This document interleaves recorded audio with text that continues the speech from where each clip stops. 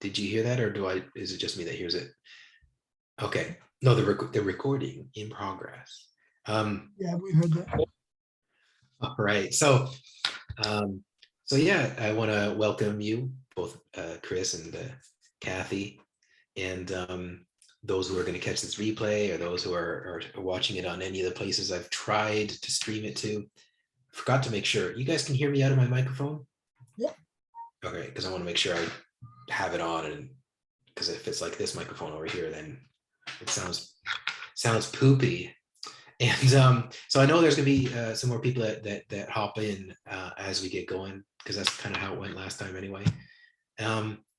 So because we want to respect everyone's time talking about kingdom writing, this is literally all the notes I have. Not because I'm unprepared, not because JD is going to talk for an hour, but because an hour is a really short time, and we want to respect people's time, and then also have some wiggle room for, like, those of you who are participating in this call are, I'm just going to mute you again. Those of you who are here for the call, that there's some benefits and reward for, like, if you're here with us and not just watching the replay. So JD's got a document that he's going to give out to those of you who showed up tonight. And I forget what the exact title of it was called. What did you name it? Just envisioning your book is what I was. And I was looking over it through the afternoon while I had other things going on, like watching After Three Girls. And okay, so I know it's going to be a useful tool for many of you, and but that's just for those of you who came tonight, right? This is not like you catch this replay 6 months from now, and you're like, hey, we're talking about a document. How can I get that? No, too late, right? So we want to kind of do these maybe on a monthly basis, or maybe maybe in the fall we'll do them again, and that there's some benefit from joining us. If you maybe you have a question, or you have something specific, and we can kind of like give you actual practical, like a hands-on of I don't know how many of you saw last month when we were on Amazon looking up like someone's book idea and what kind of books are already out there, and getting some ideas, and I had my screen sharing going on for the what's the name of that program I use, Rocket, Publisher Rock, so we want there to be some benefit from being with us in a call like this. And so I'm gonna hand it over to JD. He's gonna talk for a few minutes about that. Feel free. Right now, because there's so few of us, this shouldn't be a problem. But type if you have questions, just because so we don't have this get all Zoomy or Skypey. Put any kind of questions, or like real questions, not like what's that thing on your face, and we'll have them. They'll be there for us to kind of address. And I think the last time that there was very helpful specific questions, and that kind of will help us go forward. And then I promised someone who doesn't seem to have shown up yet.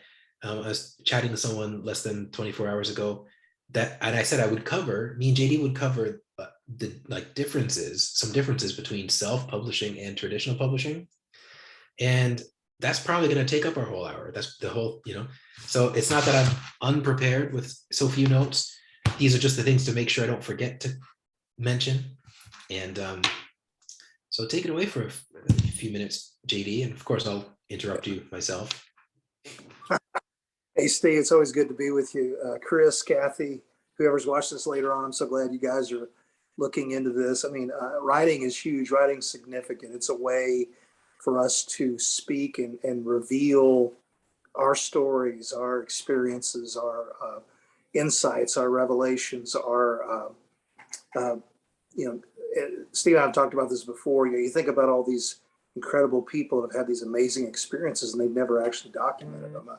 I found out, for example, that one of my grandfathers, 5 removed, was converted by John Wesley and came to the United States in 1769.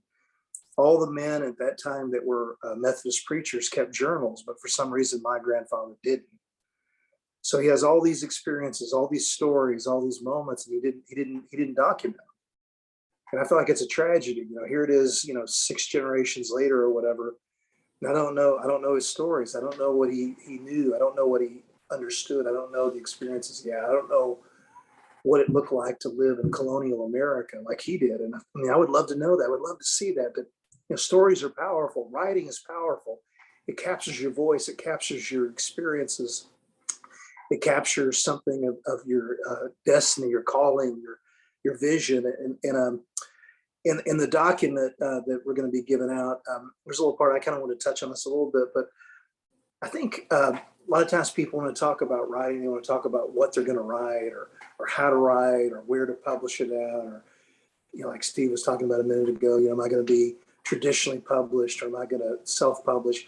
Those are all the conversations people have, and sometimes we're having conversations about how to write and editing and covers and formatting, and that's all good. I mean, we need to talk about that, and I know Steve can and should, touch on a lot of those things. But what I want to talk about just for a minute is, as a writer, what's your motivation? Not your inspiration. Like inspiration is what we're writing about. Like there's things I like to write about. I like writing about history. I like writing about Bible things. I like that. I'm not talking about inspiration. I'm talking about motivation. Why? Why do you do what you do? And I think that we have to sometimes wrestle with that a little bit, because, if you don't really know what the win is for you personally, if you don't know why you're doing it, there might be some problems. Like there's guys I know that want to write books, and they're thinking, I'm going to write this book because I'm going to make a lot of money, because I can get it on Amazon, I can publish all these things, and like they're not going to probably sell that many books because they don't have much of a platform. They don't. But if their real motivation is to make a lot of money, they're not in a good position to do that. But that is what their motivation is. That's what they think. They said, hey, I watched some video and you can just throw together a book, and slap it on a PDF and put it on Kindle Direct Publishing and make $1 million a year. It's like, no, it doesn't quite work that. So what's the motivation? Can I interrupt you on that? Yeah. Just because of how Skypey it is, or whatever, it's kind of hard for me to interject, and I'm still trying to figure out my I just see Chris has a question, and when I'm done interrupting you, I'll read it more carefully because it's a paragraph. But what you're saying about like what your motive is and what, making money and all that, the guy who encouraged me to go make at least one Kindle book 10 years ago, he gave me a webinar to watch, and it was a bunch of business gurus, and they were, selling some course about how to make Kindle books, but they were like making tens of thousands a month from like, they had this system where they were outsourcing, and they go to Upwork or whatever, and they hire someone and get a cut, and they ghost write it and, put it on him, and they sell these $2, $3 books. And I remember watching it being mad. Not mad that they're doing that and making money and it's successful and whatever, but more like, if people who aren't writers could do this, like, why can't I? Like, why am I not doing it when I am a writer? I know I have things to share. Why are they writing books on like cookbooks and whatever they're, whatever topic they do SEO research for, and then go find someone to pay to ghostwrite it and then sell it. And so I remember that was, the motive was not specifically the money, but I was kind of annoyed that people were getting away with it, so to speak. Yeah, I mean, let me be clear here.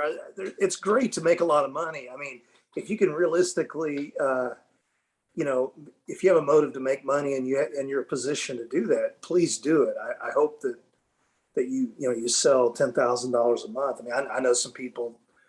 I shouldn't say I know them. I know of people that make $10,000 or $20,000 a month. Selling usually not nonfiction books. So I'm absolutely for people making lots of money, but you have to ask yourself, if your motivation is to make a lot of money, that might affect the way you write, for example, the kinds of books you write. So, we can talk about writing, but some of the way you write flows out of your motivation. It flows out of what you're really all about. And I think we have to kind of settle that issue a little bit. And I think it's not just your own personal motivation, but what is your motivation for the people that read your books? What are they going to benefit from? What do you hope a person reading your book does, thinks, responds to, activates? I think these are important questions, because if you can't really answer the question of what your motivation is and what you hope the people getting the book are gonna experience, before I turn this back over to Steve, let me just share with you some common motivations that people have for writing books. And all these are fine. I'm not trying to criticize any of them, but some people write a book because it's their passion project. It's a topic or something that they care deeply about, and they've just been thinking about it all their life. I've got to write this. I've got to do this. That's fine. Some people, they have an idea or a teaching or understanding, and they want to document it. They want to, help people learn this idea. I mean, sometimes that's preachers or other people like that. Nothing wrong with that either. Some people want to document an experience or a story, a memoir, a healing experience, something else. I mean, and that's another good reason. I want to tell you my story. I want to tell you this event. I want to help you walk through these moments like I went on. Other people do things like their motivation is family, nostalgia. They might want to write a story of like their family's heritage. I did a absolutely family book called Madisms. It's all the funny sayings that my son did when he was 4 and 5 years old. I can tell you that book does not sell very well, but all of my family enjoys the book. It's not wrong as a writer to say, I want to document my family, or I want to remember this moment, or whatever. That's a motivation, but you probably can't have that motivation and have the motivation to make $10,000 a month too. I mean, you have to pick one or the other. A couple others here. You might want to be establishing your identity or credentials. And, if you're a minister, you might, for example, do a book to gain more credibility where you'd get invitations to speak at other churches. Or if you're in the business community, you might write a book on, I know a guy who does home security. And so I've talked to him before about doing a book on security. And so he could write this book, give it away to people, and it gives him credentials for what he's doing. The book becomes a remarkable business card. Another thing that can happen along those same lines is that you can use books to create adjacent business growth. So, for example, if you're writing about, I don't know, you can write about anything, but you can actually go. I mean, like there's business guys writing about business, and they go and speak about business. Hey, go ahead, Steve. I'll interrupt you because adjacent business growth, that sounds like a mouthful. Can I change that? Change it. Because I know I can lead generator or Yeah, door opener.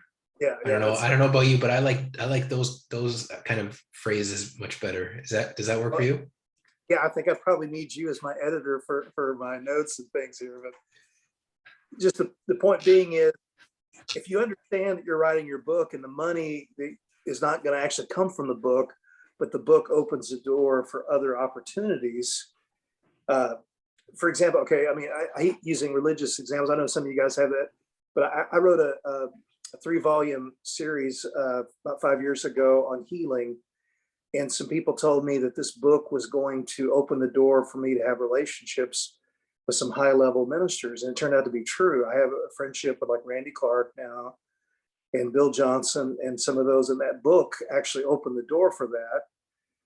And so, books can do that type of thing, which to me, those relationships are more valuable than money, personally. But that gets back into motivation. What is the motivation? I made a couple of more of these, and I'll hand this back over to Steve. Well, can I interrupt you there? Yeah. Everyone I've talked to in the last week or so, and sorry if I end this on you, just looking at the time and being mindful of who's here. What you said about the doors opening for you, and I'm so glad that beforehand I got your permission to cut you off whenever I wanted to, because I want to do it on that point.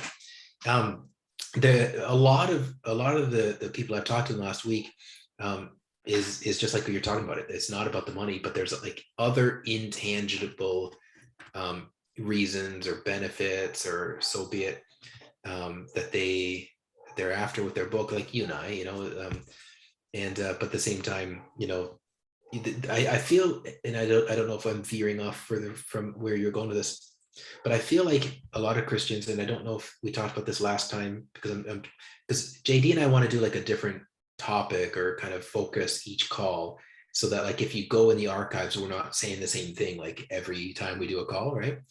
But I can't remember if it came up last time or not, but I feel like with Christians, there's this challenge with balancing wanting to do something for the Lord, but also wanting to be compensated well for the time and energy and whatever that's gone into it. You know, I somebody asked me if I could send them a free version of one of my ebooks like a month ago, and I remember chafing at that idea, not because I haven't already given away tens of thousands of copies of it for free, but I felt like, well, it's only like $5. You know what I mean? Like you can't. Do you go to Starbucks? Because like you better say no when I ask you if you ever go to Starbucks, because it's like you know how much are Tim Hortons for Canadians. So there, and then with the content creator, like a Christian, you know, we feel like the Lord's given me a revelation. I don't want to put a barrier between, you know, what the Lord's shown me and the person it's for by having a price tag, and it's, you know, I don't, you know, they might not be able to buy it or whatever. But then, you know, doing all things with excellence and, you know, putting in the work to make a solid product and so on. So anyway, I know if you have another 30-second, you know, to tag on to that. I don't. I was just going to finish this up and hand it back over to you, but just a couple of these motivator things, then you run with it. But, you know, I mean, these are by no means exhaustive. I'm just hitting a few common, you know, reasons why people write. I think, I mean, my point here is that I think an author needs to know why, what makes you tick, what's your goal? Because I think you need to answer this question before you come up with your topic and before you actually write, because it affects what you write and when you write and how you write it and all of that. And I think that we get so busy trying to write that we're not actually, you know, really dealing with what is the goal, who are we, what are we all about. And I mean, I think we need to be honest, we need to be real. If your goal is to make a lot of money, that's fine, but, you know, be honest about it. But it's going to affect the way you do the books. You know, it's going to affect the topics that you need to do. I mean, if you're going to make a lot of money, you can't probably do this super niche topic that just there's no market for, you know, I mean, that type of thing, you know. And so you have to really, I mean, your goals are going to affect what you write. Just two other ideas, and pass this back over to Steve. But you know, there is, you know, you can write, and if you're going to write multiple books, you can create, you know, supplemental income, obviously, and create, you know, streams of income. I know, you know, several people, you know, making $500,000, you know, maybe $2,000 a month with their books. I mean, it's not something that pays the mortgage every month or whatever, but they're, you know, it's supplemental. It's a growth area. It's helpful. They can use it to go on mission trips or buy the stuff they want to buy or whatever, you know, which I think is good. I mean, I guess I would sort of fit that category a little bit with what I have. And I guess the last one, there's people who really want to be full-time authors. And I guess that's a little bit tied to a financial thing, but like, you know, if you really want to be a person that writes full-time, then you're going to have to, if that's your motivation, then you're going to have to really think about, I mean, you're going to have to write more books, for example, that go to market, that the marketplace wants, that there's a possibility for financial growth in them. So you can't like do these pet projects or niche products and say, I want to be a full-time author too, because you probably can't do them both. But I'll pass it back over to Steve, and you run with everything that you've got. And well, I think that last point here is absolutely crucial when we're talking with Christian authors, pastoral people, anyone who is in a habit or is conditioned to taking, you know, revelation and insight and things they've received from the Lord, and they're giving it to other people, and in this case through a book. I find when I hop on calls with those types of authors, there's almost this, well, the Lord gave this to me, oh, I'm just going to write it, or I've written it, and that's all I need to do. Someone else will market it, or God will put it in the hands of people. And it's like people want to sow. They want to reap without sowing. They want to, you know, they want to reap a harvest where they've not planted anything. They've not taken any steps of their own. I think the way I put it last time, my memory slips me, but I say this all the time, is, you know, God does his part. You know, with Israel, he provided the manna, but they had to go get it. You know what I mean? Like he had these hours of the day and 6 days of the week where there was manna available out there on the ground. So yes, he provided all their manna, but they still had parameters and initiative they had to take to go get that manna, right? So Yeah. I don't know if Chris, his question, he sent it's a direct message. It's not visible to everyone. So I don't know if he sent it privately, like on purpose or not. I don't know if Chris wants to clarify that. Okay, so this is for everyone. It segues perfectly into what you and I wanted to do in this call, or at least at some point in this call, where JD and I were talking about role playing, and to make it humorous and to kind of channel some of the things we've heard from people, starry-eyed authors who are publishing for the first time and don't understand why there's not 20 publishers banging down their door, throwing money at them for their manuscript and these kinds of things. And so sometimes it's just easier to role play and with humor. I think I'm funny. I don't know if JD does. Instead of saying, hey, does anyone here suck at marketing or have a crappy book? Like, it's just easier to, does anyone want to show us their book on Amazon and we'll tell you why it's not selling or something, upon looking at it. So anyway, I think the perfect way to segue into that is that we've got some questions about promotion, about Amazon that Chris has here. So I'm going to read it in there's several questions, but there's a thread between them. So how do I promote my self-publishing book I wrote for KDP publisher on it? So I'm assuming you mean like the book you've self-published on KDP. They do not promote my book for me, and I've only sold about 50 copies since I published it in March of this year. So do you have any suggestions? And my reaction to that is, so that means you put your book out a few months ago. Your reaction's not an unusual one. A lot of us have gone to Amazon and we publish our book and then we're surprised for whatever reason that they don't seem to be doing as much as we thought they do or they would. And I don't know if I'm hitting the nail on the head correctly or not, but you gotta view Amazon like they're the store. They're not. I mean, their service is called Amazon, Kindle Direct Publishing, but for all intents and purposes, they're the store, and we're creating content for them to sell. And so, in a sense, it's like it's not in that contract. It's not necessarily up to them to do the marketing or promoting and whatever. Instead, they provide other services for that, like Amazon advertising. I don't know if JD, you have much experience with doing ads on Amazon. Actually, I do. I have a fair amount. I mean, unless you're really fortunate to maybe do a ground game yourself, like with emails and contacting people to buy through Amazon, it's kind of hard for a book to take off unless it kind of starts getting some serious traction. I mean, I'll give you an example. I mean, I'm not an expert on this, but if a book doesn't have very many reviews, Amazon's skeptical of it and it just doesn't show it as much. And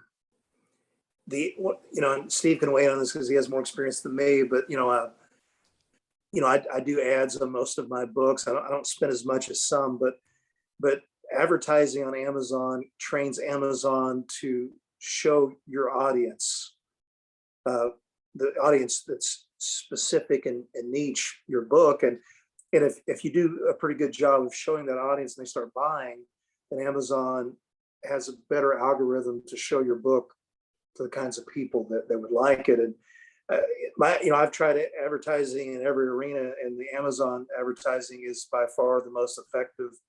I mean, exponentially more than Facebook or Google, at least in my experience. Steve may have a different experience, but but people go on Amazon, of course, to buy books or products, and so when you advertise on there, it's But what I hear you saying, even if you didn't say it this exact way, is that like Amazon will prioritize paid advertising over just like organic.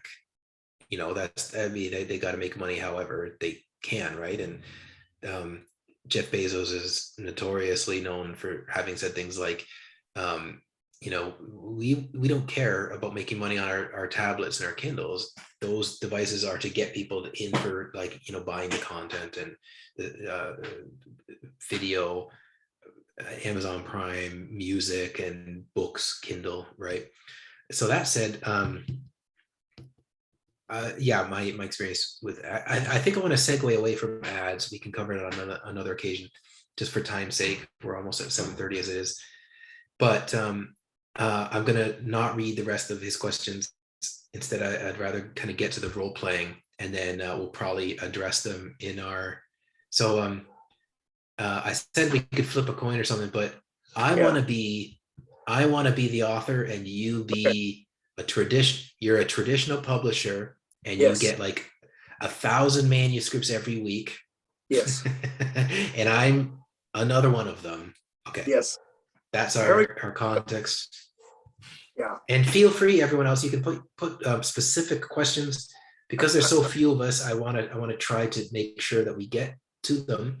But there's still a few more in Chris's here that I want to make sure he's able to get an answer for. But and then we'll see how things flow in the next half hour. Unmute some of you if it's appropriate, and hear from you.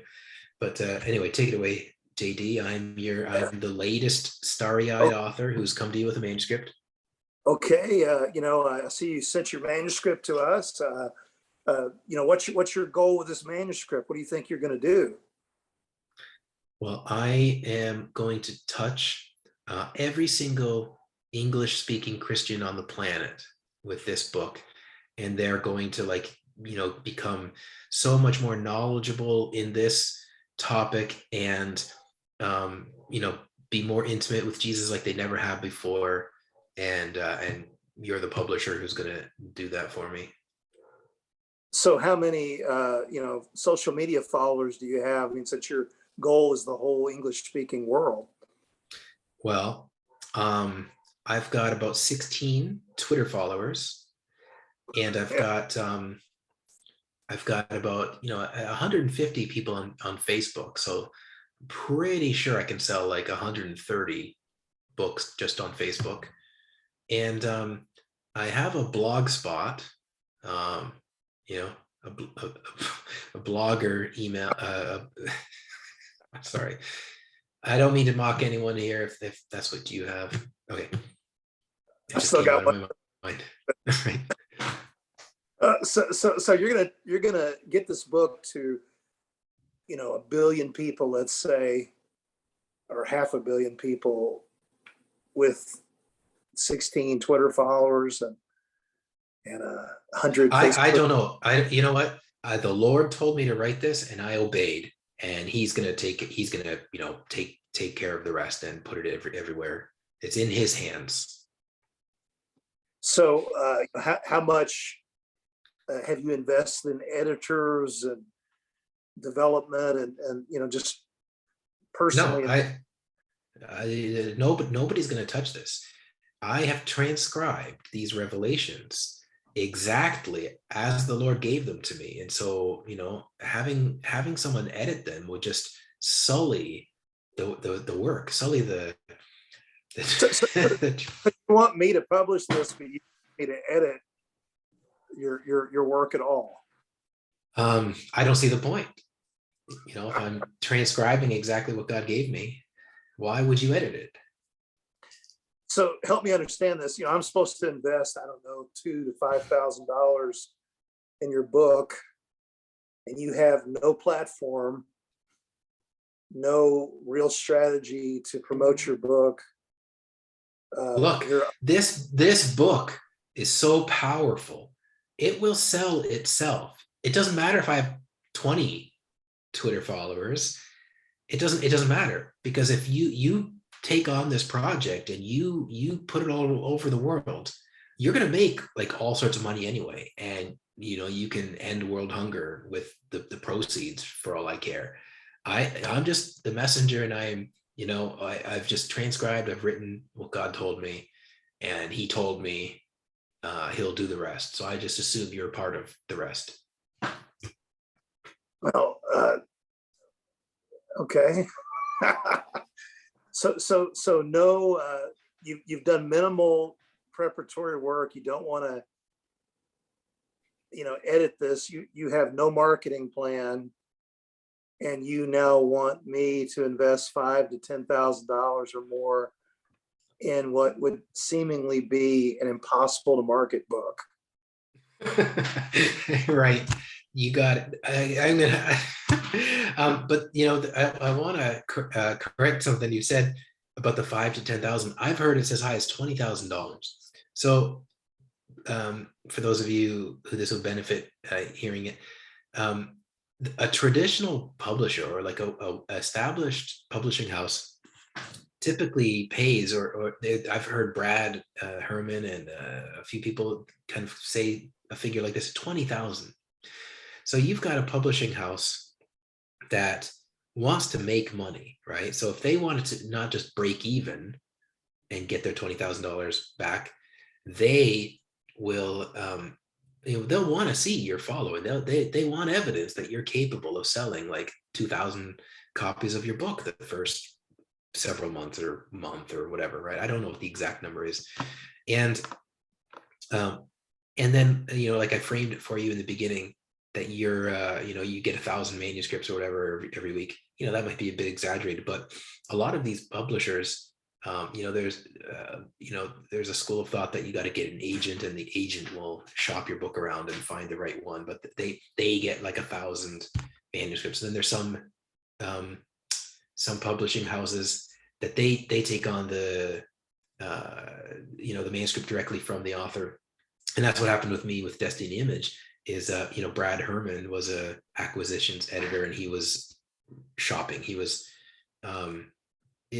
Kathy saying, isn't it kind of a big problem that writers are typically not good at? But it doesn't have to be that way. It doesn't have to be typical, but I'm getting ahead of myself. And so with regard to so it's like you've got 1,000 manuscripts in front of you, and so you've got to have something that jumps out at you and you think will sell and make your company money, like a profit, not just make back the money you spend, but you want to make a profit off the book. So they're looking at books that'll sell.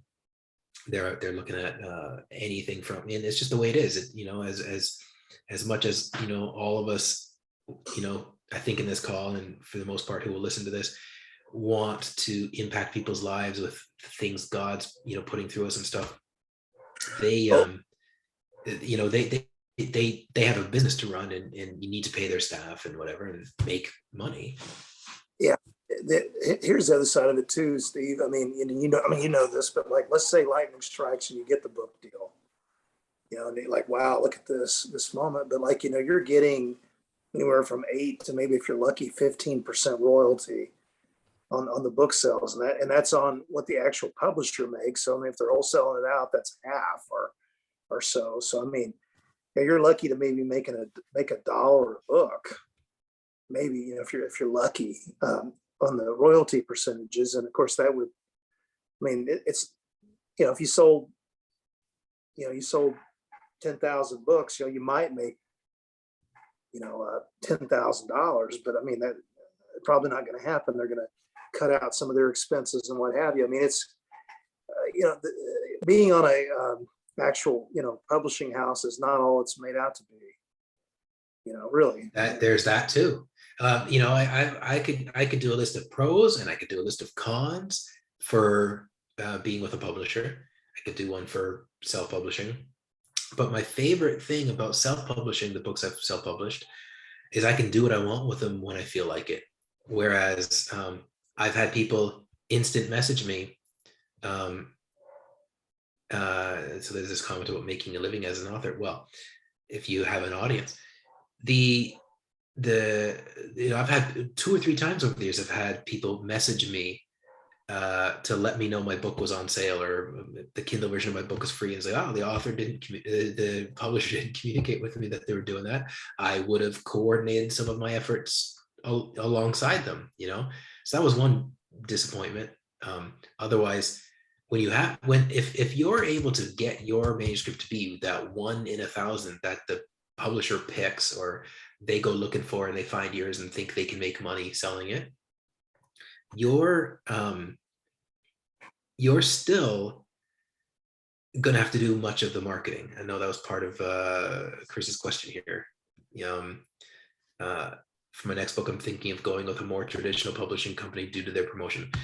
I don't really know any publishers that do like if you're having a hard time selling your book now, you're not gonna have an easy time getting a publisher to pick you up. They'll want to see evidence that you're able to sell books, right? So I hear that often from people. It's like, I would like to work. And if you can't get a publisher to work with you, my favorite thing about having a publisher publish my book was they do like all the work, but they also keep like all the profit or most of the profit, right? So like, they have someone design the cover. They had somebody do the layout. They had their in-house editing. They have whatever they do to make the book exist, and they put it into stores. And Chris, are you the guy Bert Farias invited to the call? So like they put a thing of a recommendation of Bert Farias's on my book when I got endorsements and stuff. They did all the work, and I love that's great. But at the same time, it's like the payoff is you're going to get a smaller part of the royalties. You're going to not be included in some of the decisions about it, such as like promo they're doing or pricing. And then when I got this book published, I went to like 20 different seasoned authors, and like half of them were telling me, no, just run the other way, go self-publish. And the other half were like, I've got a friend, or I've got this pastor in my life who's been trying to get a publishing deal for like 25 years and nobody will, do it. And you're just like this is coming to you. Well, then take it. Don't be stupid. If they want to keep the publisher will often take the rights. You have to go through your contract and be careful what you're agreeing to. And, depending on the publishing house, you can negotiate certain details. But for all intents and purposes, I remember S.J. Hill, he said, just Steve, you're 30, whatever I was, 30, let him have it. You know what I mean? Don't be, this is a great opportunity, even in the age of self-publishing, there's still clout. So there's clout and things like that with a publisher, but then there's a lot of things that you have no control over. You look like you're chomping at the bit to say something, JD. No, I mean, I agree totally with Steve. I mean, there's been some discussion with the publisher that did Steve's book to talk about, doing a project with me. But by the time you jump through all the hoops and they take the cut, it might not always be a good deal. I mean, particularly if you have the ability to, get your own covers made, pay for your own editing, because in a sense, when you get a book published by a publisher, you're paying in a sense for the editing, the cover. I mean, it's cutting out of your ability to actually make the money. I mean, there is positives. I mean, obviously, you get a book published by like Destiny Image, like Steve did, that's going to show up at Barnes and Noble at least for, 3 months or whatever. It's going to, maybe be in the CBD catalog, or, there's nice things like that, which is certainly worthwhile. I mean, your name and your face may show up in some advertising efforts. It may, if you're a speaker or someone who travels some, it might open the door for some more speaking engagements. So there's definitely some positives as far as that goes. But if you can produce a lot of books and you can get a book deal, it's probably not a bad thing to do. But if you're only going to do a few books and someone else functionally owns your book and you have no way to leverage that or make it grow down the road, that's probably not a good deal for you as an. And with Kathy's comment about, I know that stuff, what I can't imagine at all is how anyone ever makes a living as an author. Whenever Brad first approached me and, was telling me about Destiny Image, my response was no thanks. Because I knew other authors who felt really like they regretted publishing and wish they had only self-published or whatever. And then he explained to me some things and said, like, you can make a living, or you can kind of, pay your mortgage or rent or whatever off of your book sales, but you have to have at least 3, and they like all have to be best sellers. Like they have, you're not going to be able to just kind of do like a, not a lot of Christian authors will get into publishing for the money, but there is other intangible benefits, like what did you call it? Adjacent. I forget now what your term was, but like, door opener for other things. Growth. Was that adjacent? Adjacent business growth or whatever. Yeah. And, and then when I did some more like sales and marketing things with, on LinkedIn with some people in different spaces, one thing I noticed is almost none of them that were publishing a book or looking to publish a book were doing it for money, but as the business card or the authority, the status of like that they wrote the book on this subject. I heard of a lawyer who had a book written and it was just so he could give away to people in his office, and he never sold it on Amazon and stuff like that.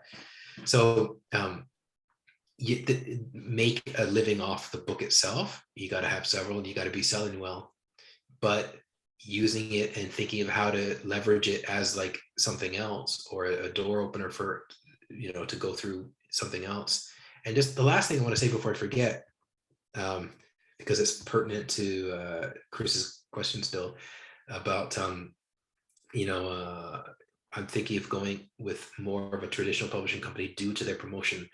I'm not sure what you mean by promotion or what you think a publisher will do, but just to quote, Brad Herman again, if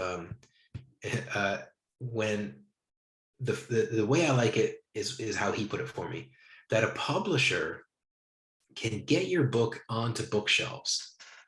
Like the publisher can get your book into the stores, but it's up to the author to get the book out of the store, right? So like they can distribute it to places, but it still falls on the author's shoulders to get that book to sell.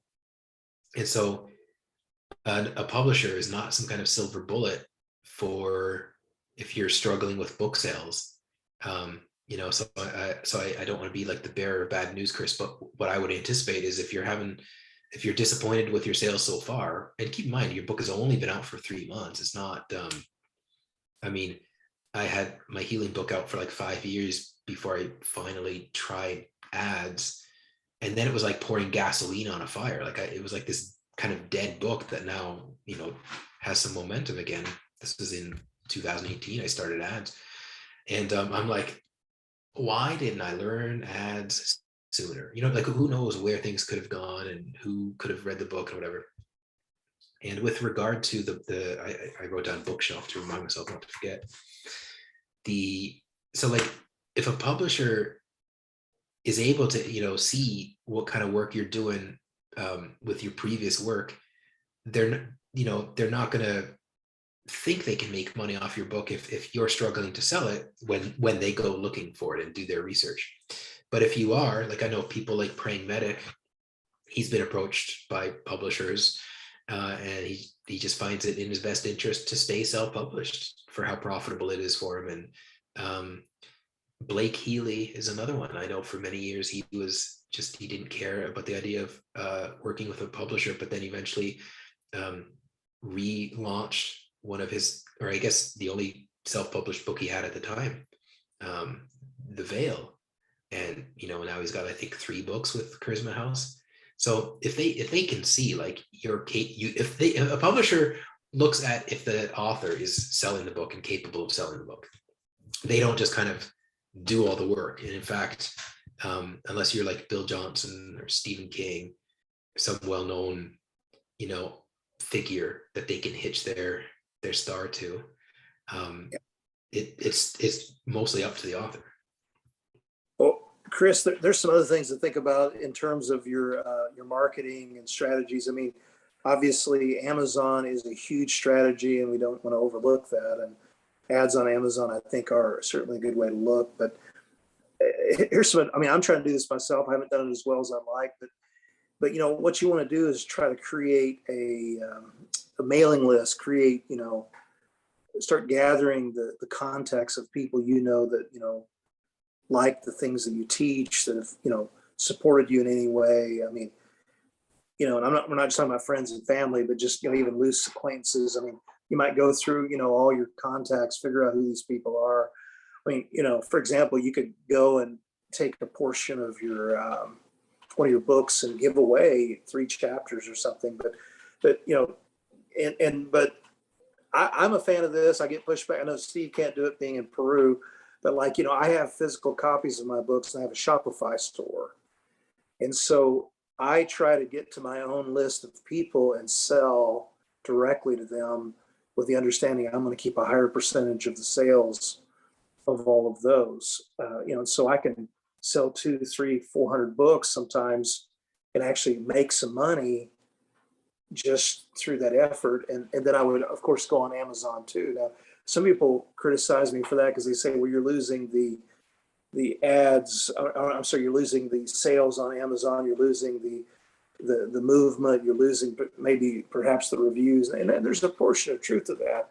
But I would rather actually have the money in my hand and, and see a higher percentage of it. And in a sense, speak directly to my quote customers and to build that out, because I think that's a more viable long-term strategy for book buying. I mean, there's more than one channel. Steve might see this differently than me, but I think it is a way to do it if you can, and you have contacts, connections. Work on building that list. Work on communicating with them. Work on them getting excited about your books and ideas, and then sell to them directly. Maybe ask them to write reviews on Amazon after the fact. And I think I've had that work to some degree for me. So I recommend this approach, if you're in the States and you can get books affordably in hand. I use a Shopify store that charges me $30 a month for, that's all the payment is, a monthly fee on that. And it's very adaptable. And anyway, go ahead, Steve, I'll hand it back over to you. I just I don't want to go on too long with that, because I know some people that I talked to in the last few days wanted to get some nuts and bolts about writing itself, and then I had a conversation with someone who I've not seen join the call, so hopefully she's able to catch the replay or something. Who's asked me detailed questions about getting a publisher, and the publishing world in 2022 is not what it was in 2002 or whatever. If as an author I'm going to have to do all the marketing and whatever for a book, then it's almost like, well, what am I going with a traditional publisher for anyway? Like if this aspect of it is still on me, and if I can afford and will afford an editor and a professional cover and these different details that a publisher will work on, then it's like I have to evaluate, like, do I really benefit and get my message out, or do whatever my goals are? Because some of you might have a different purpose. And I just find, for the most part, if I hop on a call and I ask somebody questions, what they want to do with their book, literally, they almost never need a publisher for it. If they think a publisher will do this or that, and then you get down to it, but it's always like a clout or authority or the exact word I normally use is slipping my mind right now, but the idea of how people perceive you, if you're self-published or you're traditionally published, because self-publishing has this bad reputation from some of the, me and you have kind of shared links before of just books that like I'm not surprised are selling badly. Yes, Steve, let me weigh in on that too. I don't always prefer the term self-publishing, just because it's every project I ever do is never just me by myself. I'm using professionals. I mean, I know we use the word indie publishing too, but I look at it from a different point of view. Like, I started a business to publish my own books, and I called it Christos Publishing. So, I don't look at it as a self-publishing endeavor. Initially it was, but like now I do reprints of some classic, revival and healing books. I am starting to publish other people's books. So I no longer see my imprint or what I'm doing as self-publishing. I see it as a small imprint, a small publishing house. And I think of it as that way, and I approach it like a business. And even though technically if someone pushes me against the wall, they would say, well, JD, it's really just a sort of a self-publishing enterprise. Well, maybe technically true, but my goal is to keep it that way. I mean, so Chris, if you could create a name, with your ministry name, you create a new LLC or whatever, and just own it as a imprint, as a way of identifying, something that you're doing, and it don't, it doesn't have to be like, like you're just throwing something together. Actually go and do it well, do it professionally, do it dynamically. And I mean, what you probably have, I don't want to act like you're not, but I have Christos Publishing. I look at it as a viable business. There's people that actually think it's like a real big time thing now. I laugh, it's not, but it's all about, how things are positioned, and it's growing. I mean, it's growing. And, sometimes it's how you position things. Well, I intentionally don't have anything else. We can take, I mean, there's just a few that are live in the call here to ask us anything if you wanted to. I didn't say hi, Jane, when I saw that you came in, but you made this comment. We have a couple of friends who sell to a niche market, but make somewhat of a living with it because they have published a good number of books. And me and some people who have 20, 30, 40 books ranging in size, length, who that's their main income. Whereas we know other people, I'm thinking one in particular, I don't know, he's got to have 50 or so books and he gives them all for free, or he sells them all for like $1, but he has other ministry that he's receiving donations or whatever through. And his whole goal is to put as many books in people's hands as possible. And I wrote just one comment, I can't remember why. Better to take imperfect action than no action at all. Like there's just so many things wrong with our call, for example. Like I'm not using the fancy PowerPoint and whatever, and I didn't even go to screen share and go to like the internet yet and go to Amazon or my website or anything. But like, good word, Jane says. Some people I talk to are in a hurry and they rush and they put out a crappy book that could have they could have let season for a while and simmer, and then others are like, I talked to them for years and they're still going to write a book someday, right? Because they want this to be and whatever, and I get that. I think my first audiobook, my first Kindle book and print book, I think all of my firsts took me exponentially longer than any of the subsequent ones because of all the nitpicking and all the worrying about details and things. I think my issue is the opposite of being in a hurry. I talk myself out of it because who will read it, or it's been kind of done. And so I mean, that sounds like what you need some encouragement and help with. I can't remember if I showed it in the Time Is Right group that some of us are in, the picture of a guy who his book is like about bird poop and find like how to examine a bird's poop to make sure it's healthy or something like that. And I made a joke like, see, there's an audience for everything, right? Well, there's no one who can write what you have to say, and there's a corresponding audience for it. Like you'd have to challenge me on like what you could possibly write about that like nobody wants to read. But generally speaking, like I'm convinced, generally speaking, obviously there possibly could be an exception you could throw in my face, that everybody has something to say. Not everybody should write a book or whatever, but like there's an audience for everything. And the issue is knowing how to make sure that intended audience finds out about it.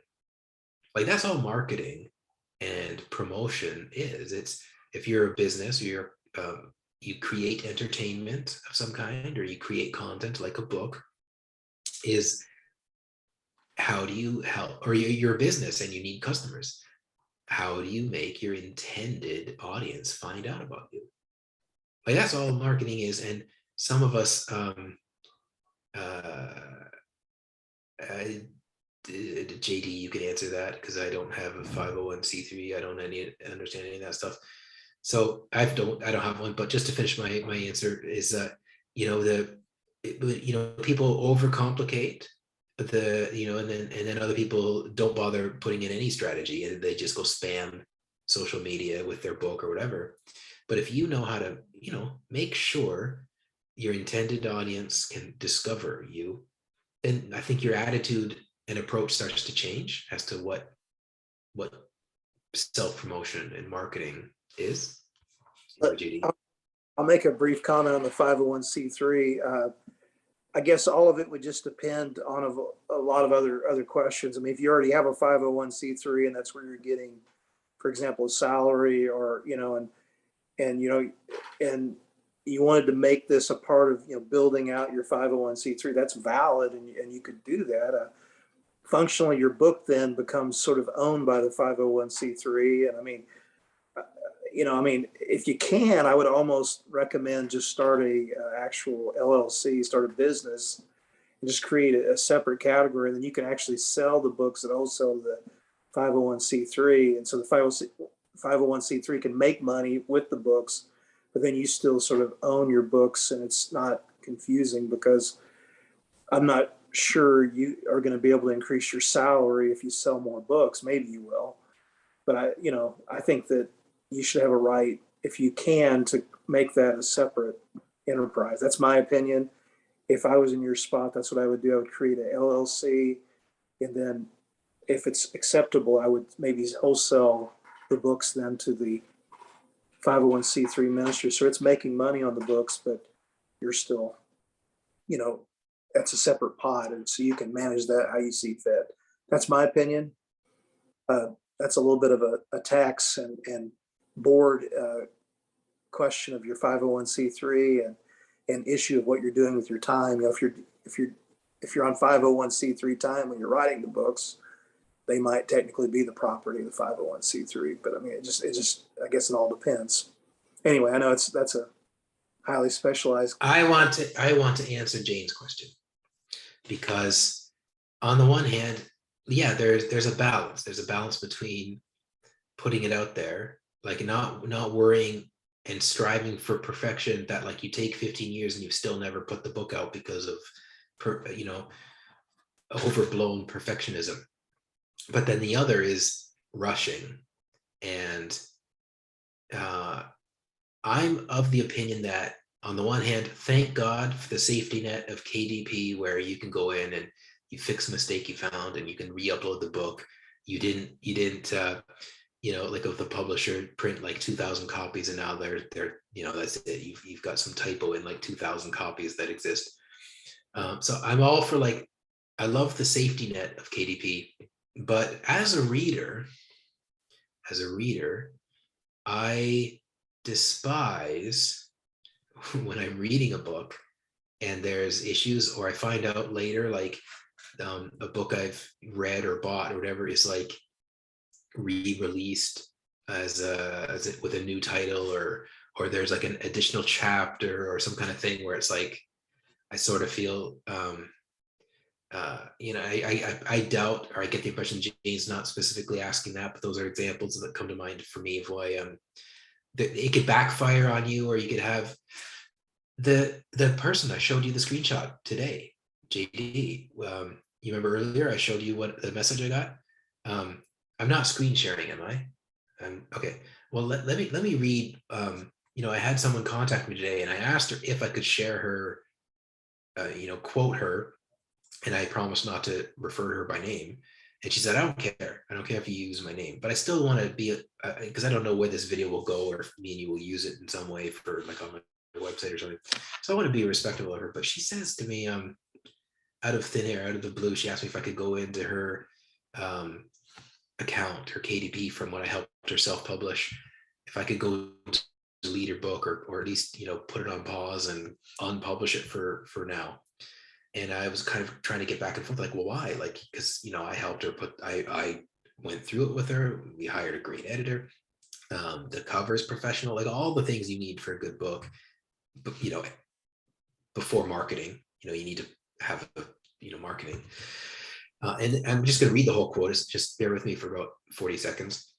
Well, I have way too many. So I was asking her, why would she want to remove it? Has she prayed about it? Is, because I'm thinking, what if after hearing from her, the solution is just maybe run some ads? But this is what she said. Well, I have way too many balls in the air, especially when I launched that book. I would like to have been more engaged in the Bible study that I did. So she had like a Bible study or something she was doing in tandem with this book launch, and has a Facebook group for people that the book is targeted towards.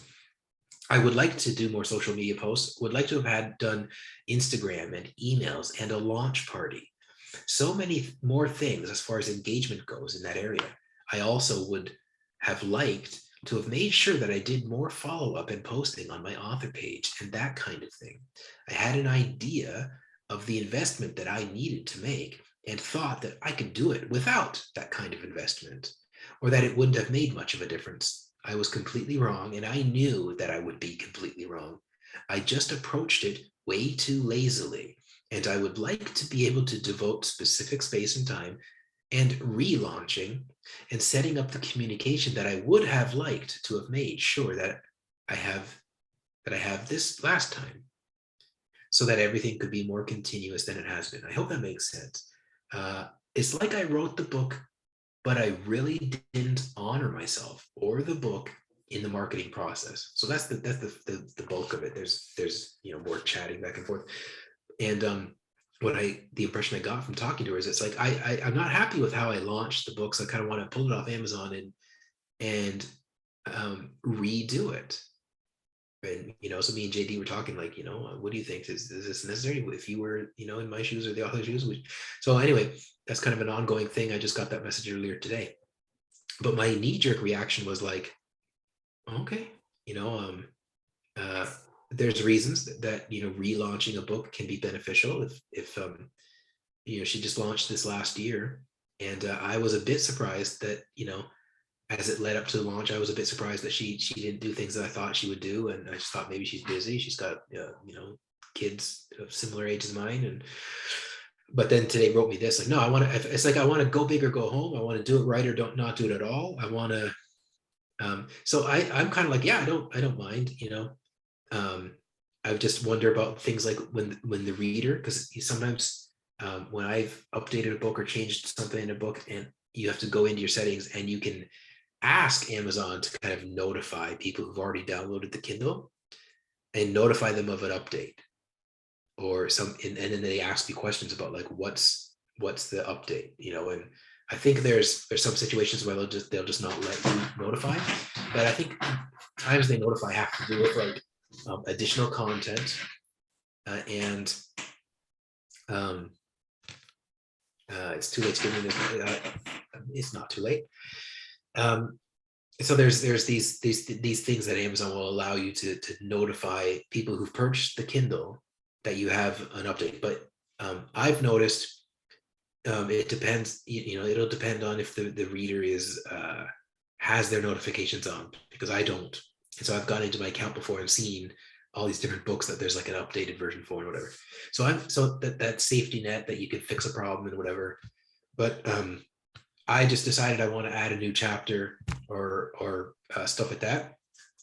There's a tightrope, there's a fine line to walk, because your audience might not like it, or I don't want to say who, but there's 2 occasions where I got really angry that I've accidentally bought books that I found out were just re-releases of books I already had with like a title change, or they weren't clear that this is a re-release of a book. And so there's things where you got to be careful. Yeah. So anyway.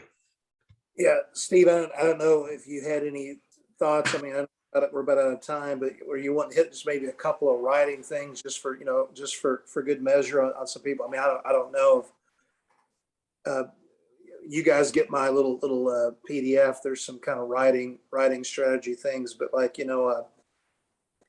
I think sometimes in my own experience, if we're talking about actual, writing, when you can write according to a plan, and I mean, I know this goes without saying, but I think sometimes we just sort of write. So I did for years. I was telling Steve earlier, I probably started 50 books in my lifetime, and the vast majority of those were never finished because I would just start trying to write. And I think when we can write to a plan, learn to write more succinctly. I mean, I'm showing my own bias here, but like, cut out all the adverbs and adjectives just about, get in there. I mean, write cleanly. I mean, some of the stuff you're wanting to try to do it in a rewrite, not in the initial write. Just write very simply, write very concretely. And you can elaborate on it. Obviously in rewrites, it's good to, have variants of writing, short sentences, longer sentences. I don't think it's good to have compound sentence after compound sentence. Write cleanly, create some good rhythms. How does it sound? I mean, you can read what you write aloud. How are the syllables? How's the movement of it? I'm not the world's greatest writer, but I would like to be. I keep dreaming someday I'm going to write some kind of truly literary, sophisticated type thing. That's my dream. I'm still light years away from that, but I'm a fan of Hemingway a little bit. I mean, I'm a recovering Pentecostal charismatic that had bloated, hyper, compound sentences with rows and rows of adjectives and adverbs. I mean, dear God, if I saw something I wrote 20 years ago, I would probably roll over and die just about how embarrassed I would be by it. But the longer, cut, you can take a lot of that's out. You can take the justs out. You don't need to have all these, couplings of things. Usually the first thing you mention is probably enough. Write a little more succinctly, get a good flow in your writing. Try to work on that a little bit, and learn to start an idea and carry it on through, and you can maybe do that part with headings. But like don't just write an idea. Like I get there's a friend of mine that publishes, and I do some of his stuff, and he hands it to me, and it's like he does an idea, and already by the next paragraph he's a whole other idea, and it's like, no, you can't do that. Like and he'll come back to the idea like 2 or 3 paragraphs down. It's like, no, you can't write like this. You gotta put it all in the same area. Write more succinctly. Think more, because most books are broken not by the writing, but they're broken by a bad skeleton. They have a bad structure. If a book has a good structure, you can usually just about fix any other problem.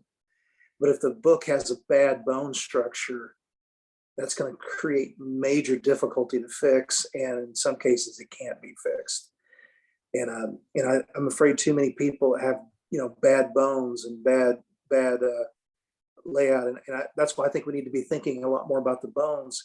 If you envision the bones first, if you build that, then it's much easier to fix the skin or fix the things on the outside. You can certainly embellish and trim down your bloated sentences or whatever else. But if the bones are bad, people lose. It's like they're watching a movie and the film projector broke, and all of that. So just good bones, good simple writing, and then you can continue to build it out. I mean, rewrites are our friends. I mean, I don't have to quote all the different authors. I know Steve knows them, but almost every famous author that's ever written on writing says that everybody's first draft is utter crap. It's awful, which is true. Not me. No, mine's just this pure transcription from the Lord, and y'all mess it up when you edit it. I don't mean to interrupt. I just thought that was Go a ahead, funny time to do so. And just so we're at 8:10. I think I try to act like we're just going to do an hour. I think the last time we still went on to like 8:30. But my Zoom, what do you call it? The membership or whatever I'm paying for has the last file was like it used up all my storage. So that was at 8.5, and me and JD are very conscious of how there's probably 3 or 4 times as many people that will listen to or watch the replay of this than participate and show up in a call. In fact, even some people today who told me like they would see me in the call, I didn't see them show up. So so I'm good with if everybody wants to stay and they have questions or whatever, and do that. But what I do want to tag on to what JD was saying was, just this afternoon I was going through this this document I have. I'm going to screen share that I've been giving away on my website for the last few years. where people can sign when they sign up to my newsletter, right? Are you seeing my screen? So you go to stevebremner.com, and you shouldn't be here for very long without being confronted with like signing up, right? And this is the document, write your manuscript in 30 days. So today I was updating it, deleting links that don't work, or after reading JD's document, or at least thoroughly skimming it, I went and I was tweaking mine, and I was reminded of something I said in it that I always say to people whenever I'm working with authors for coaching in particular, right? Like helping them bring an idea from scratch to book. And it's that, a little bit every day is better than, waiting until you can write for like 8 hours or something on a Saturday, right? Like if you break it down and you can take, like, I don't know if you want to look at it in increments of time or increments of like an amount, like a word count, but whatever works for you. Like if you have if you're going to the gym, which I've been doing, despite it doesn't look like it, but like you go to the gym and you're trying to lose weight or you're trying to get buff or whatever, going a half hour, 45 minutes a day is better than like just once a month going for like a whole day, and eating all your protein. Like a little bit every day is better than just big, huge bursts. And so whatever your lifestyle looks like, if you're a night person or you're a morning person, and you got a half hour, or you got a 500 word or 1,000 words, Stephen King says in his book on writing, that's where I got this from. Like he gets up at whatever time he gets up, and he writes from like 8:30 until either 12:30, or he's written 2,000 words, like whichever comes first. And sometimes he's done at like 11. Other times he just sticks with it until he's, it can be 3 o'clock. At least that's what he said in the book, and it's from the year 2000. And he goes for a while. And look at all these books he's written over the years, right? And so we're talking, like, for the most part, this guy says he writes his fiction books, obviously, less than half of the business hours in a day. And it's just from steady, consistent, daily action, right?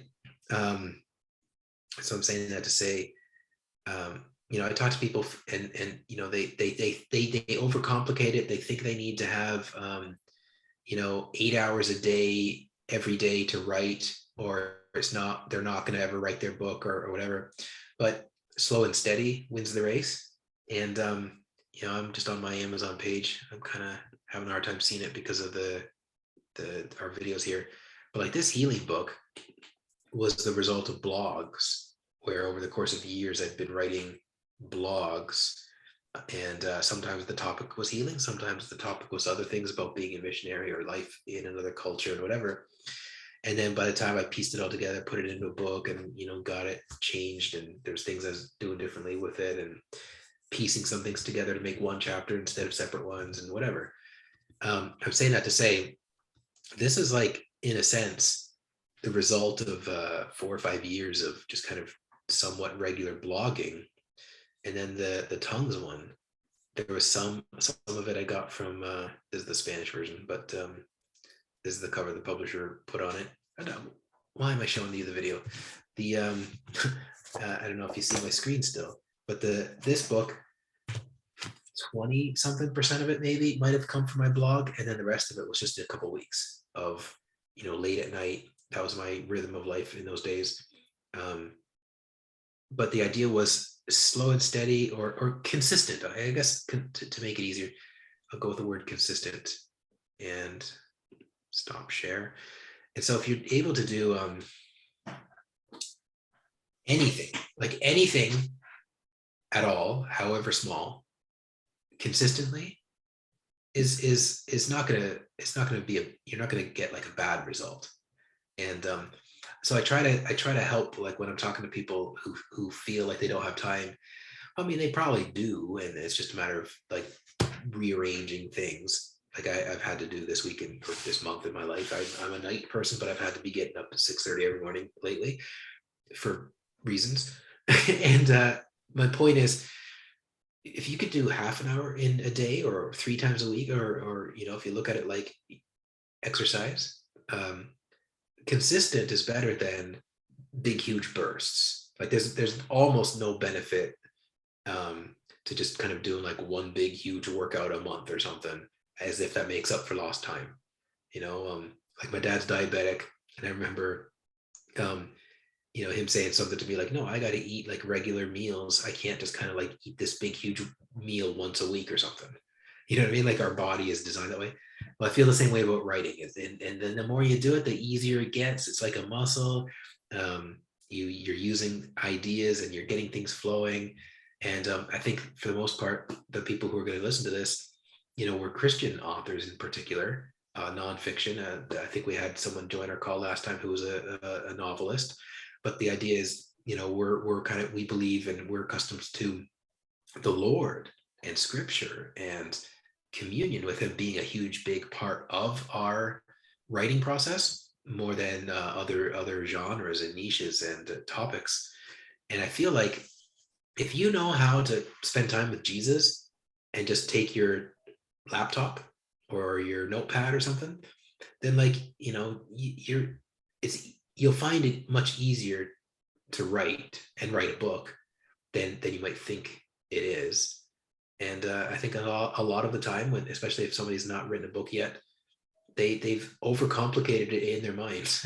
It's easier than it needs to be. Anyway, I didn't mean to talk so long. Sorry. Ditto. All right. Well, there are no good writers, only good editors, James Joyce. And that is true. Last week or 2 weeks ago, I was talking to someone and I said to them, like, an editor is not really an editor. They're an enhancer, right? Like a good editor is a writing enhancer. It's not just about like fixing typos or catching your mistakes or whatever, but like helping you say what you're saying better, right?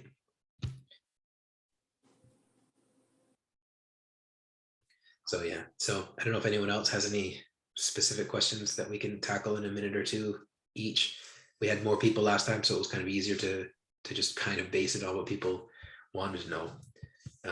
What about Amazon Kindle Unlimited? JD, do you want to go first? Yeah, I'll jump in on that. Okay, Kindle Unlimited is it has its pluses, but it probably works better for people that have genre fiction that are going to be having potentially tens of thousands of people reading it free. You get a royalty off of the page reads on Kindle Unlimited, but they're lower than what you would get for an actual Kindle sale. I have 2 of the books I publish on Kindle Unlimited. One of them is like a 600-page book, because in that case, there's so many pages that the page reads lends itself a little more to getting paid. But I actually charge $9.99 for the Kindle version of that book because it's so big. And I think I make $3 on the Kindle Unlimited. I don't mind doing it, but in a way, there's a lot of people that are doing the Kindle Unlimited. I get $3 on it. I'm probably losing sales. If your book's small, it probably, unless you just got a huge market where there's going to be lots and lots and lots of people reading it, or you could look at it this way. You could look at whatever you put on Kindle Unlimited as almost like a giveaway and introducing them to some other books that you have. I don't recommend a person putting all of their books on Kindle Unlimited if they're a nonfiction author, personally, unless you just have a huge market. Again, you can put it on Kindle Unlimited for a while and actually pull it off. The actual financial return on that for someone, unless you just happen to get a lot of people looking at it, is not very good. And so actually most of my books, particularly smaller ones, will never be on Kindle Unlimited. The other thing too is you got to keep in mind Kindle Unlimited means you're in KDP Select, which is their exclusive program. So KDP or Kindle Unlimited is kind of like there's trade-off. Like, do you want to be exclusive to Amazon or not? Which means and there's a lot to unpack, and we could just do a whole call one time on just Amazon and whatever for an hour. But some highlights are the lion's share of the ebook market is Amazon. And no matter how, I had an audiobook client who last year, he basically said, like, I'm not selling my book on Amazon and Audible. I'm against them and whatever. I was like, well, good luck. Like, you can hate Amazon and hate Jeff Bezos, but it's like, if you want to reach people, you have to play the game that, they're the biggest, like they're the number 4 website on all the internet. They're the largest retail store of any kind, and it's all online and stuff, and they've got some stores or whatever. So, but the Kindle Unlimited KDP Select is, if you're in it for these 90-day intervals, then your book is automatically on Kindle Unlimited if you're enrolled in KDP Select, and you have access to these other promotional tools. Like, you could give your book away for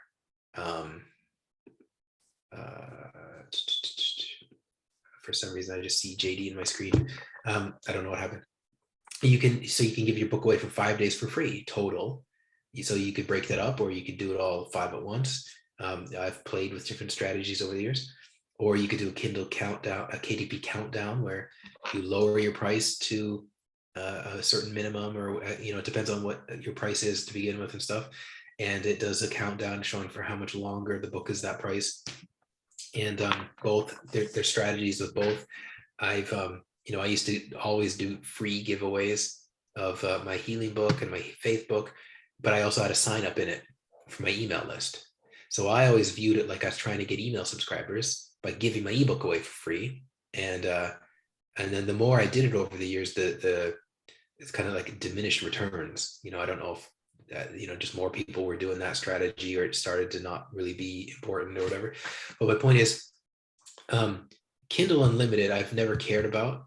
And any of the times over the years I've had my books, any of them in KDP Select, in order to benefit from those helpful tools, I've not seen evidence that, like, I really made any money having my books in Kindle Unlimited, because, like JD said, you're I think it's like less than half a cent a page or something. So it's like, you've got this 150 page book, then you got to factor in that, like, how many cents you're getting from the page reads.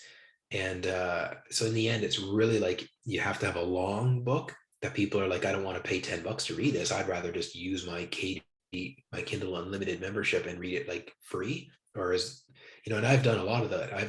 I've read, what's his name? Dean Koontz books and things. Just, I've never paid a penny for any of his books. I've just read a bunch of different ones in Kindle Unlimited, because I'm like, they're long.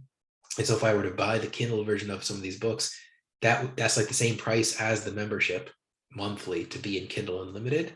So it's like, for me, it's like, I pay for it by reading 1 or 2 of these kind of long books in a month, right? But I've never read nonfiction unless it was something I'm not planning on paying for. I don't know who this author is. I'm taking a chance on it. And Yeah. I'll let you interject, because I've got another point. Yeah. Well, I was just going to say, I mean, there are advantages. I mean, sometimes people will actually try out a book on, Kindle Unlimited, for example. For example, I mean, one of my people I publish, I have their big book on there, and I think sometimes people actually purchase the book later on because they like it and they want a physical version of it. So it's kind of worth it for me to do it with this one book. And so I've gotten some decent reviews on the book. I feel like I sell some on it. So in that one book, I think Kindle Unlimited is probably as a whole worth it to me. But like, Steve mentioned, Dean Koontz, or one of the fictional writers, I mean, they're probably getting 1,000 page reads a day. So, I mean, that adds up quite a bit in a situation like that. A big fictional author can actually make serious money. I don't know that nonfiction people can really make money on the Kindle Unlimited, but I think fiction authors they do really well with it. And I mean, if you're going to get high volume page reads, then it's probably worth doing it. But with that said, it can be a marketing strategy. You could say, hey, I want people to, I mean, I get the idea you're probably a person that writes a lot of books.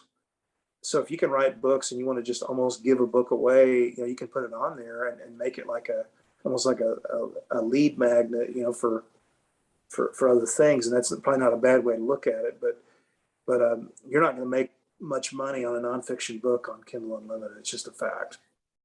And then the flip side to that coin, now that's just the three of us. But then there's 20 or 30 or whatever people might see this tomorrow.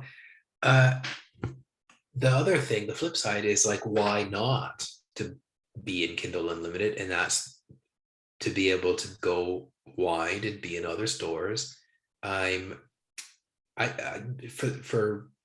matter how I look at it, I make more money in Amazon than I do all the other stores. Even with my audiobooks, I don't go exclusive with Audible. I'm in everywhere else. And like just the other day, I got this royalty for like $15 or something for audiobooks that are like not audiobooks. It was something else where it was like somebody read the Spanish version of my book in some store that like I've got it in. And my point is, there's people that make a good killing at having their book wide in all these other stores. And if you're in KDP Select using those free tools to market it, whatever, you have to be exclusive. You can't be in these other stores. And with my audiobooks and my digital books, I don't want that. I've got like a cookbook or something, a Peruvian cookbook. That's the only thing I've got in, and I don't really get sales, but I get a lot of page reads. And I'm not sure how that works. I was never doing anything to kind of game the system, but I've got pictures and the recipes. And so I don't know like how page reads works with like skipping and going to different pages if you wanted this recipe or that recipe or whatever. But I'm sure it's just like a negligible amount of money I make in royalties on that book, but it's specifically getting page reads. So people aren't paying money for it. They're borrowing it on their Kindle Unlimited. But everything else of mine I've got wide. I've got on Scribd, however you pronounce that. So people who are like they have a monthly membership there, they can read my books free. They could listen to the audiobooks free. And then there's some kind of royalty breakdown where it was like I got a whopping $15 or something this past month, and most of it was because somebody bought the Spanish version of my book on one of these rental platforms. And it's important to me to have my material, my books, in anywhere and everywhere I can have them, right? So that might not be the same goal as another Christian author, and they want to make money. And I'm not saying that as an accusation or a judgment, but they might have a reason not to have their book wide. It might not be worth the bother because Amazon is just going to be like 90% of their sales anyway, so why bother? But I've been pleasantly surprised at things I've discovered over the years of someone finding a book of mine or reaching out to me, or they I've hopped on a call with someone who read my tongues book and she wanted me to pray with her for the baptism in the Holy Spirit over Skype in those days before anyone knew what Zoom was. And she'd read my book somewhere else, like she'd read the digital somewhere else online. And that was important to me in my book's reach, right? Yeah, I've got. Go ahead. I was just gonna say I've made about $50 this year on Apple books. I mean, it's not much, but that's more than what I've made from Kindle Unlimited though. So I mean, see, I'm as a Canadian, I'm using some aggregate site, I think Draft to Digital or something, where they go to Apple and Nook and whatever for me, and then give me like the breakdown.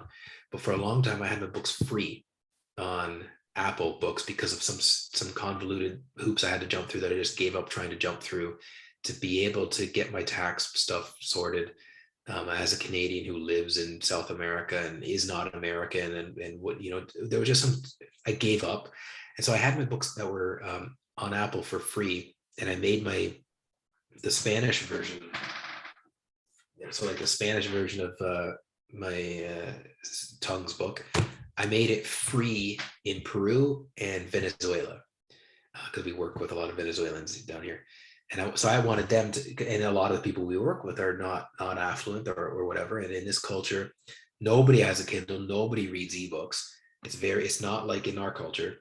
It's not as well saturated, and books are expensive in this culture. So I wanted the people I'm working with, ministering with, to be able to read it and not have that barrier. Imagine if you were paying $60 to read a book, like that's what it's like for them. Then what would be $20 or $15 for us? Economically, it's just costly. So anyway, I liked being able to provide it in stores that they do use, like friends of mine that have iPhones and friends of mine that are on Google and have Google Play. Like I liked the idea of being able to have my material in these stores, and nobody I know in this culture has Amazon or a Kindle or buys books on Amazon, but they do these other things. So there's give and take. There's pros and cons to being with Kindle Unlimited, and in my case, there's just more pros to being not exclusive and going wide. I was gonna. I'm gonna have to bow out here myself. Not that I'm loving this conversation, but Chris, good talking with you, man. I tell you, you're dialed in. That's good, man. Yeah, I have to get going too. So maybe GD, if you got a couple minutes in case you have a better answer for what Chris wants to ask before we get going. Well, I want to thank both of you. I'm a pastor. I've only written one book. This is all new for me, but I have like 10 other books I want to write. But you guys are a huge blessing. I thank God Bert Furious recommended this. The last thing I was going to say earlier tied into the TBN. I don't know if you ever heard of Trinity Publishing. The only reason I was talking about promotion earlier was I'd watched a video. They said that they would promote it to like 1 million people or something.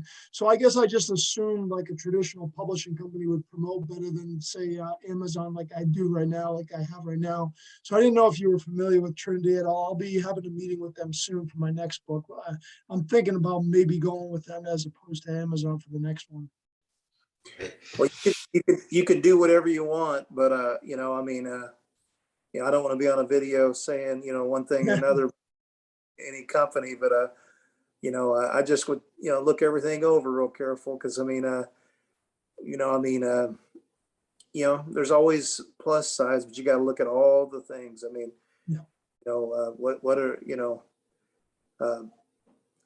everybody likes to talk about, their potential market or whatever they could do, as if they're going to be able to legitimately get it to that market. And most of the time they can't. You can't, Or they mean that's how many people have this channel on their cable package, but it doesn't necessarily mean that's how many viewers are viewing it. I don't know. My friend Greg, I don't know if you're acquainted with Greg Montella. He is another guy Bert Farias would know. And he was talking about, he had a show, I forget what Christian channel it was, but he had a show for a little while, 13 episodes or 10 episodes or something years ago. It was a mission he was doing in Europe, Ukraine actually, at the time. And he was telling me, when they talk about like the reach they have, what they really mean is that like if everyone who has the channel or is capable of getting the channel, so there's like they're not watching it, but if they did, then this is potentially how many people could be. So I'm not trashing TBN. Last thing I will say though, because I know JD said he wanted to go and I'm holding him hostage, is if they want you to pay them money to publish, they're not a publisher. And so I don't know if that applies to the TBN or not. I've never heard of them until tonight. I mean, I know who TBN is, but I mean the publishing side I don't know much about. And because like a legit publisher is selective of who they publish, and if you have to pay money for them to publish, well then that's something else. That's it could be a hybrid publisher or vanity publishing or something else. And I'm not saying don't pay money to do anything, but I'm saying if like they say yes to everybody so long as you pay, that's not like a publisher. Like a real publisher is selective, and they have some kind of criterion standard they're going for when they're selecting who they'll publish. And it's not easy. Like if it's easy and they're willing to take money from you to do it, that's probably not like a real publisher. I say that more for the benefit of people who will hear this than you in particular. Okay, thank you guys very much. This has been great. Appreciate it. Right. Nice to meet you, Chris. I'm going to look you up nice to meet you friend guys. request you. All All right. right. God bless you guys. Thank you. And have a good night, JD.